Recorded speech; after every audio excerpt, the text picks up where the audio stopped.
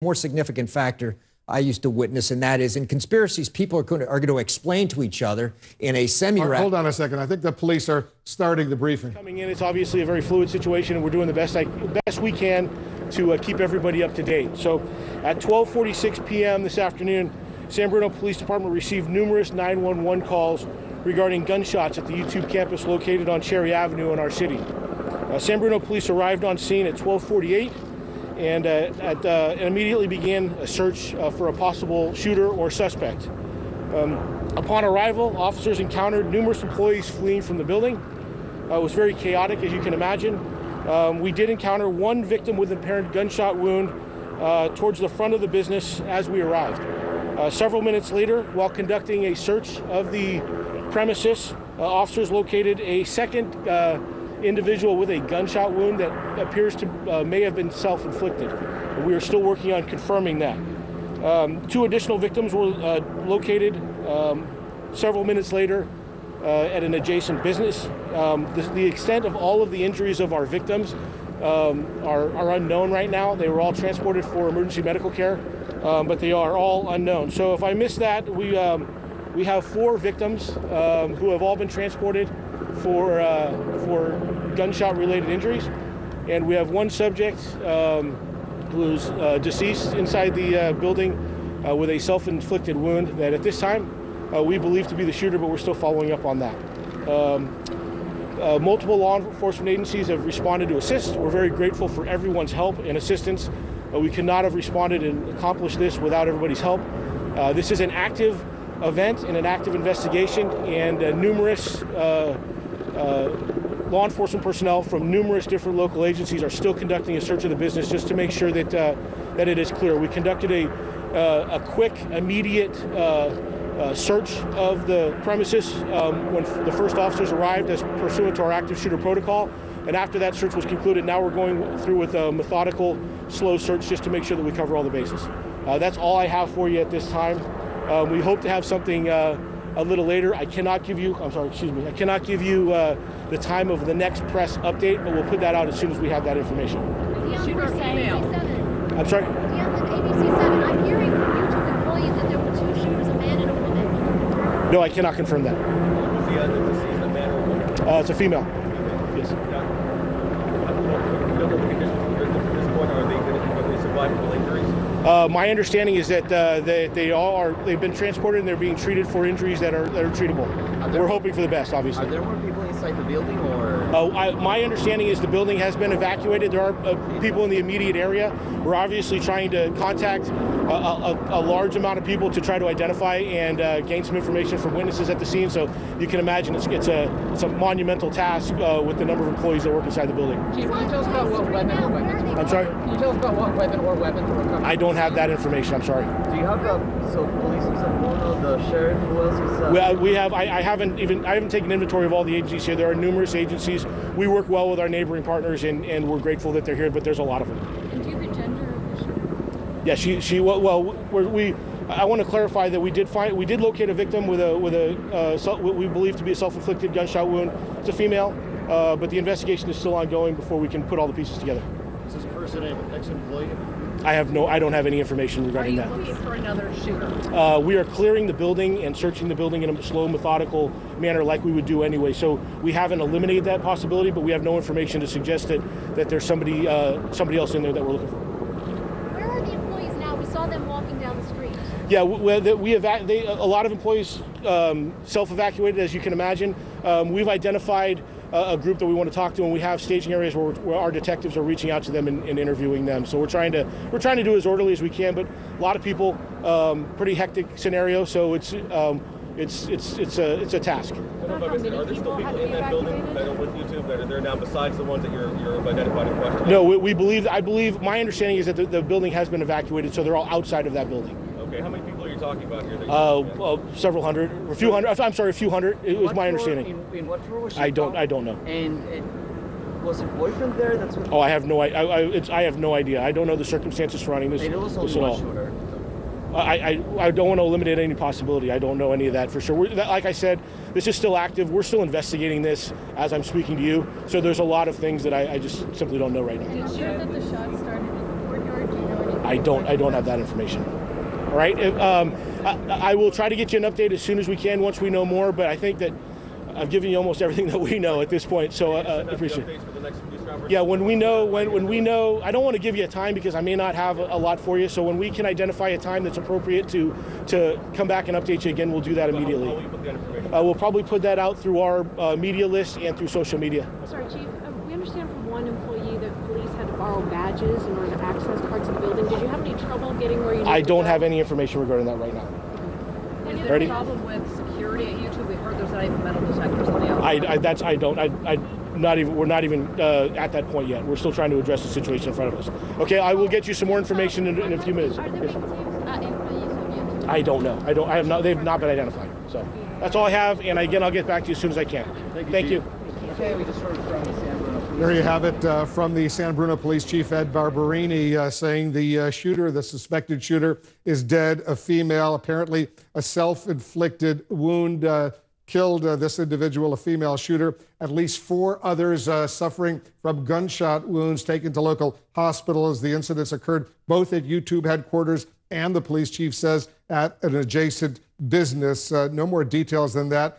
No identification of the female shooter, but it looks, he says it looks like it was self-inflicted. Phil Mudd and Shimon Prokopez are watching all of this. Shimon, first to you. What did you learn? Well, my question is, how did this person if this person was inside the building? I'm not really clear from the press conference. It sounded like they found her inside the building. And obviously, is this an employee and what their policies are, obviously, for guns? And so the question here is going to be certainly that. And the other issue, there were some victims that were found outside of the building. Perhaps they were running from the scene, and that's when they were found with gunshot wounds. So questions about how they were injured, perhaps. And who was this woman targeting, I guess, is the big question now. Was this some kind of a domestic type situation, perhaps a love triangle?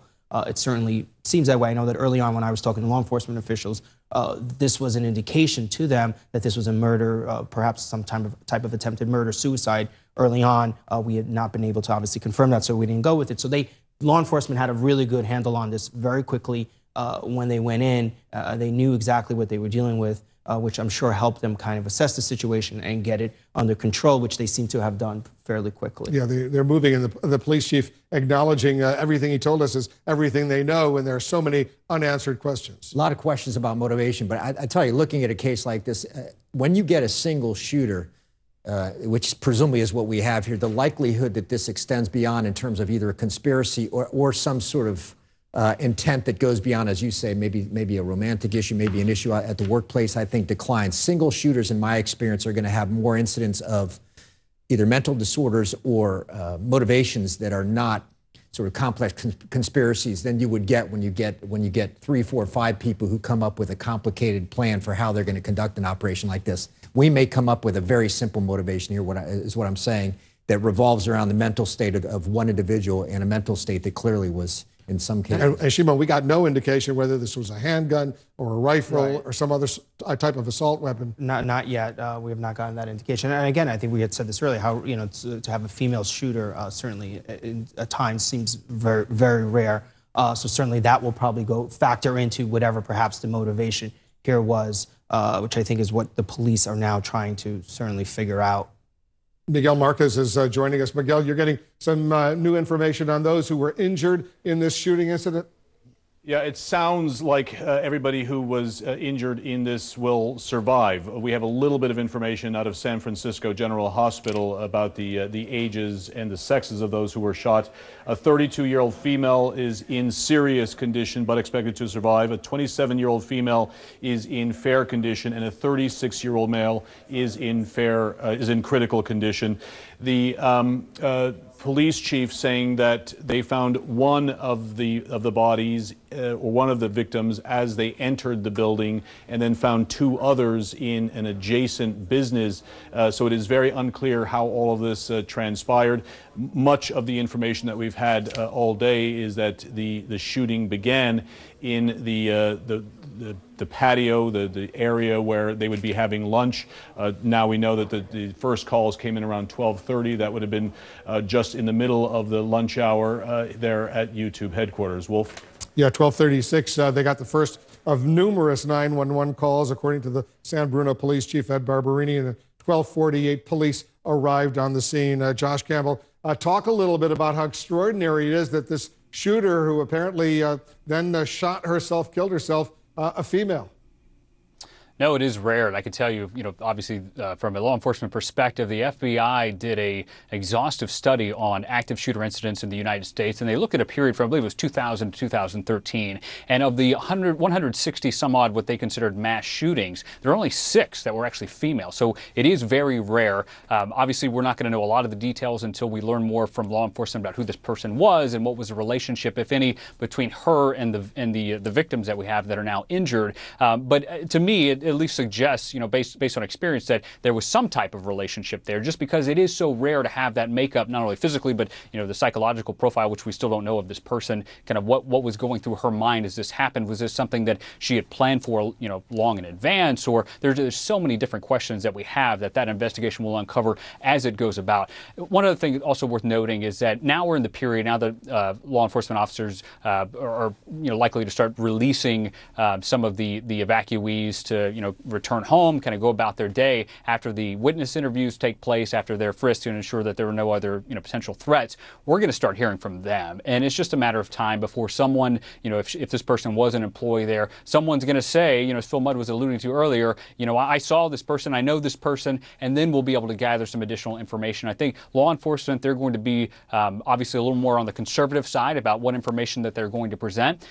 Props to Chief Barberini there for doing a textbook, coming out quickly, telling us what he knew, what he couldn't tell us, and what he didn't know. And so that's what you want to see in these types of incidents. So, we have that information. This is an issue that is in the public interest. And obviously with all the employees there are a lot of loved ones that want to know, how their people are doing. But we'll continue to get updates, obviously, from law enforcement. The witness interviews will be interesting as, people start to talk. And once we find out who this person was, then I think we can start reading a little more into what's behind this. Yeah, Brian Stelter is getting more reaction now from YouTube and Google, the parent company. What are you learning, Brian?